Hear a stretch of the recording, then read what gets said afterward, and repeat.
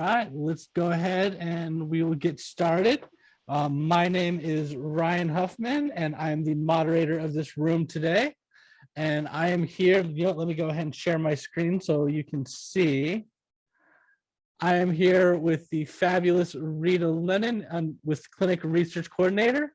I'm here with Seth Schutte, who's our fitness and wellness expert. We got John Sweeney, who's our therapeutic massage expert, and Dr. Karla Lombana, who's our veterinary tech expert. And we will go ahead and start the rotation with Rita. Rita, go ahead and let us know about your little program. All right, thank you. So I'm going to go ahead and share my screen. So, there you go. Hi, Leslie. Nice to meet you. My name is Rita Lennon, and I am the program director for two programs, clinical research. It's an associate's degree, and we also have a professional post-degree certificate. So it's more than just what that title says right now.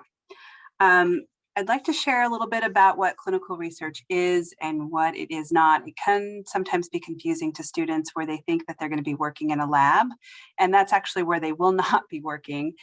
So everything that happens when we're testing, on a database, or we're testing, unfortunately, on animals, that is what we call preclinical research. So that's already happened, and then we're taking over and we're going to start testing on human subjects or participants, we like to call them.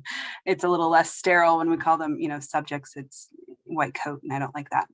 Anyway, so that's where we start to test, whatever we're trying to learn more about, if it's a new medication or a new way to diagnose a treatment or a disease. We'll do that in the hospital or the medical facility. And so what research professionals do is we help collect that data. We have to know a lot about both the research design and scientific methodology, and we have to know about the clinical or the medical aspects too in the healthcare, how to collect blood, how to analyze the specimens and tissue, and, all of the things about our bodies. So here's a picture of some of our students who are doing some of those things. So they start off with a prosthetic process first and learn about how to draw blood from that prosthetic process. But I like to use these because it still makes you learn how to talk to people and communicate with your patients. And then they move on to drawing blood on each other. So one thing that's important about healthcare professionals who are wanting to move into the clinical research perspective or profession is that you understand that the three most important things is that you have personal ethics, that you are concerned with your patient's safety at all times, and the integrity of the data. So you want to make sure that we're looking at how we're transmitting that data. If there's some confidentiality agreements in place, we also want to make sure how we're securing it, how we're storing it, how we're analyzing it, all of it. The entire life cycle of data is something that we have to consider. And that makes for well-prepared graduates. And we have about 4,100 clinical trials that are going on in Tucson at this time. A lot of our graduates end up working for the University of Arizona. They also can work for private practice, like in urology, ophthalmology, and neuroscience, just to name a few. The beautiful thing about them working at the University of Arizona is that they can continue their education at the bachelor's level and the master's level. So we do have a master's at ASU, and we do have bachelors at both NAU, and we're currently working on one with U of A.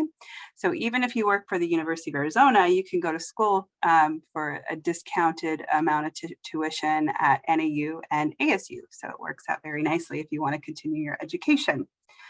So this is just a couple things key factors I want you to remember is that this is really where medicine meets science. This is, like I said, you have to learn both of those aspects, not just about healthcare, not just about science.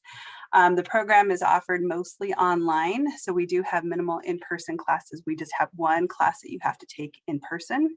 Currently, we're at the Northwest campus, but we are moving to the West campus here by fall semester.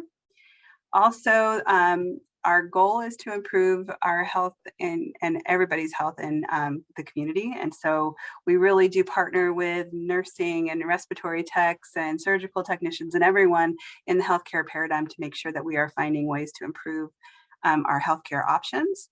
And, students who start here in this program tend to want to stay here. So it's really important for us to teach our students well and make sure that our graduates are well prepared by the time they are finished with the program. That is pretty much all I have. Well, no, it's not. I have a little bit more information about the coordinator program, and I'll flip quickly to this is the post-degree program as well. It's 2 semesters, full-time, completely online. You take 2 courses every 8 weeks if you are eligible. And I do believe that's all I have to present. So thank you for letting me share. Thank you very much, Rita. And Leslie, yes. Could I ask a quick question? Because I know we're in limited time. I'll just be real quick. Of course. I wanted to know if the program is like very math intensive, because that's kind of the subject that I'm the least confident in. So, yeah, I hear you. You know, there's a lot of people who feel very under prepared for math. There are 2 math classes that are required. However, it's really important for you to understand that they're very contextualized to what we're going to be doing as research coordinators or professionals. So you're going to be learning about data, how to collect it, how to analyze it. So both math courses that we require are not algebra. That's usually the math that students don't love. And it's very intensive on that data analysis and that life cycle that I talked about. Okay, so more geared towards statistics and data. Okay. I call it statistics light because you're not learning how to crunch those numbers and the formulas in which to do them. You're just looking at data from a very normative distribution and how to analyze it based on that information. So statistics light. Okay. All right. Thank you. All right. Thank you very much, Rita. And good question there, Leslie. Next up, we've got Seth, if he's available. I know Seth has been having some computer issues, so. All right, he might have stepped away to check something. So we're going to move on to John Sweeney with Therapeutic Massage. So we have a certificate for direct employment, and we have both fall and spring start time. And all the classes are held up at the Northwest Campus, which is on Shannon, North Vina Road. Our program it's configured for a 2-year certificate program, but there is a way to get through it in 1 year, but it's a little more intensive because the fall semester is 18 credits and the spring is 16 credits. And of course, 12 is a full load, so that's an awful lot. We have in the past had students who were working to get into the respiratory program or the radiological tech program. And while they were kind of waiting to get all those things straightened out, they went through the massage program to pick up, some other skills there. Because we do lean heavily on knowing the human anatomy, especially the bones and muscles. A graduate of the program can expect to make about $30,000 per year. They're doing full-time work, and there's many places where you could work. Of course, various salons and spas is an option, but with some more experienced, higher-end locations like Canyon Ranch, Omni, Star Pass, those are possibilities as well. And also in chiropractic locations, also hire massage therapists. And of course, it's also possible to be your own boss and just be a massage therapist in private practice. We currently have a clinic going on, and so that'd be one of the classes that you'd go through, where you actually work on the general public. There is a discount for students, faculty, and staff. It's $30 for a 50-minute massage, but only $20 if you're associated with Pima like that. And let's see, and the clinics are on Thursdays, and we have just 4 of them left because we end the middle of May. And in fact, I'll mention the phone number real quick. To schedule the massage, you want to call on Monday prior to the Thursday, and the number is 520-206-6786. 2062. And during internship, and I can speak for the last 10 years, students will receive job offers, but it's gotten more competitively recently. And I think it's due to, according to the National Bureau of Labor, the outlook for massage therapists is 32% increase in employment demand. And my thoughts on that, the reasons for that are that during COVID, and we're still in COVID, but many massage therapists decided to retire. And so that took a bunch of people off the table. Also, we still have the opioid crisis going on, and medical doctors are more likely to prescribe massage and acupuncture instead of going right to the medicine, the opioids. And the last is that more and more people are getting massage just as for wellness. People will decide, I'll get my teeth cleaned twice a year and I'll get a massage once a month just for health reasons. And so overall, it's a bright career, and there's plenty of opportunity. And that's it for my presentation on massage therapy. And if you had questions, I also have my phone number up there if you want to contact me directly. And if you know anyone who's thinking about massage, tell them to check with Pima, because we're about 2/3 cheaper than the private schools here in town. And that's it for me. If you have any questions.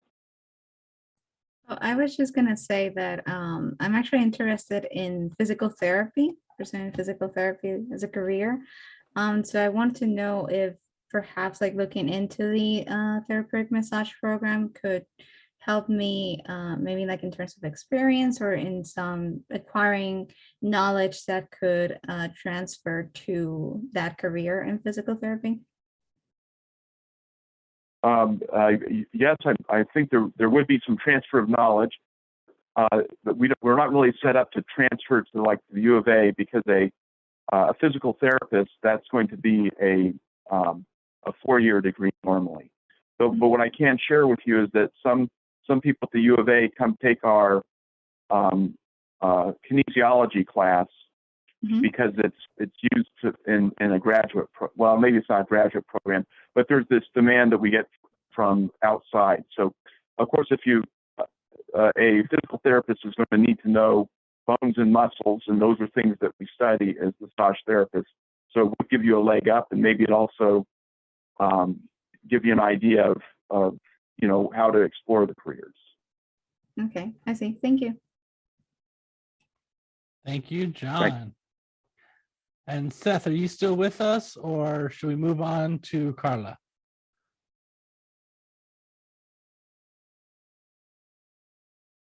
All right, not hearing anything from Seth, so I think he's still having some computer issues. So let's go ahead and move on to Karla. Good afternoon, everyone. Leslie, welcome. My name is Dr. Karla Lombana. I am the program director for Vet Tech, and I'm going to share my screen here real quick. All right. And this is my daughter, Eleanor. So I'm trying to multitask today. Hopefully she's a little quieter than the last session. Anyhow, yes, my name is Dr. Karla. I'm program director for Vet Tech at East Campus. And Vet Tech, so what is a vet tech? Unlike in the human medical field, where there's a lot of different divisions of the responsibilities of nurses, a veterinary nurse or a vet tech really does everything. So kind of superheroes. I'm very grateful for all of my technicians as well as all my students, because they definitely do the lion's share of the work. And then veterinarians like me just get to be the heroes with extra letters after their name. So, our program at Pima is a 2-year associate's degree. So you get your associates of applied science. And some of the things that really set our program apart, I think, is the incredibly strong mentorship from our faculty, as well as our staff, as well as the robust community opportunities that we have with some of our partnerships around Southern Arizona. Both of those things combine, the faculty and staff involvement as well as the community, to give our students a real leg up when it comes to hands-on skills and and that level of coaching, which, as you can imagine, is critical as you move into this industry. And one of the biggest benchmarks that we have to really determine success of the program is like our success of our students as they pass their national accreditation exams, with our passage rate being substantially higher than the national average for quite some time. Our students are well prepared to be successful on that exam. You're okay, Eleanor. You don't have to take any tests. No, you're fine. One of the best ways that we utilize the community now is with our partnership with the Humane Society of Southern Arizona. So in the past, we'd have like program animals that lived on campus, but COVID actually kind of nixed that, shut down the kennel, and it opened the door for this partnership, which has really been tremendous. So now our students go to the Humane Society to practice venipuncture, surgical prep, restraints, behavior, all of that sort of stuff, utilizing the animals that are there at the shelter, but also providing needed services and stuff to the Humane Society, everything from assisting in surgery to placing catheters in animals that are going to have an operation, to different cleaning procedures and things like that our students can help with. And then here's a cute video of students and puppies, because that's great. Our program is a cohort program, meaning that once you start in the program, you're kind of locked into a set structure of courses with a spring start, meaning that students are able to do their prerequisite courses that fall, start that spring with, and able to graduate the following May. The prerequisite courses I'll have on a list here in just a second. We don't have a rotating wait list. Lots of people ask that question. I simply just want people to reapply every fall if they're interested in the program, because I expect that if you don't get in with your first application and you want to better yourself, that your application hopefully has become stronger as you've gotten either a higher GPA or more experience within the industry. And our program is very, very popular, with almost double the number of applicants for the cohort spots this last application cycle. So applications are due the 1st of November. Most students email them to me, some mail them to me, but our application is available on the website, and it is a selective admissions program. The prerequisite courses are kind of what you'd expect. Some bio, writing 101, want to make sure you guys are, or our students can write and communicate well. And then our Intro to Vet Tech course. And one thing that to mention is that Intro to Vet Tech course is now offered in the summer, which is new. So if you're interested in vet tech, you can definitely check that out for the summer. And then if you're interested or you have other questions, definitely reach out to me via email or to Sylvia, who is our academic support counselor. And with that, I'll stop sharing and see if you guys have any questions.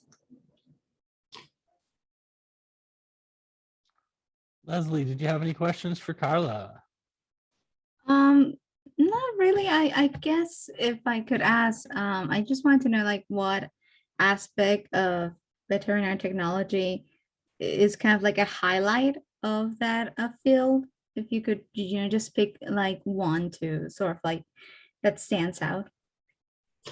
Sure, I think you said the highlight, right? Sorry, over the screaming child, sometimes it's hard. You said the highlight. Yeah, so I think that varies for each student. Some of our students, surgery is their favorite thing and they love that class. And then other students hate surgery and they just want to get through it. So it just depends student to student, which ones like each aspect. But I love that all of our students love something different, because it means at least at some point along the way, each one of our faculty and each one of our courses is hopefully doing something right. So. Okay, I see. Thank you. And then we are pretty much out of time for this rotation, but Seth, I see that you're back with us. Did you have a little bit that you wanted to talk about fitness and wellness? Leslie, we have the fitness and wellness program. We have 2 certificates, and each of these are 1 semester long. One certificate is to become a personal trainer, and the other one is to become a health coach. And after that 1 semester, you're ready to take one of your national exams and get to work. And do you have any questions about the fitness and wellness that I could just answer directly before I give you a big spiel? Do you have anything, Leslie? Not really. I guess I did say this before in the presentation. I'm interested in physical therapy. So I kind of wanted to Okay. know if fitness and wellness kind of like has any like aspects that would relate to physical therapy in some Yes. aspects. So like physical therapy, being a personal trainer, getting that certificate, we talk about the anatomy, how to lift weights. So a personal trainer is kind of like a physical therapist that we're taking healthy people and improving them.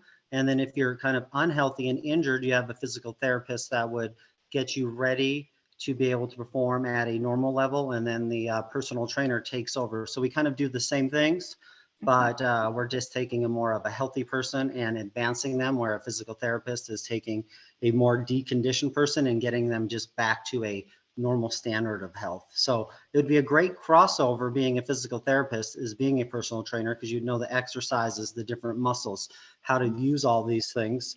And what's great being a physical therapist, it's a doctorate degree now. So what's great about being a personal trainer at first, if you have that certificate, throughout the rest of your college career, you could be working as a personal trainer in off hours, and make your own schedule and working with your own clients, kind of doing that same stuff and using those same skills that you're advancing on in your physical therapy career with your clients at the same time. So it would be a really good thing. It's good job opportunities. There's so many out there.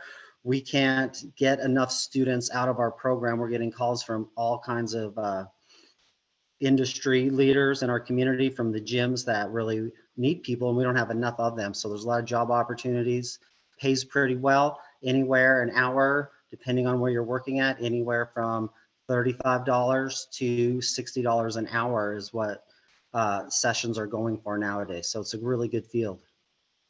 I see. Thank you. Hadn't made the connection between the two before, so that's great. Thank you. All right, Leslie, it is that time. I can move you to a different breakout room if you're interested.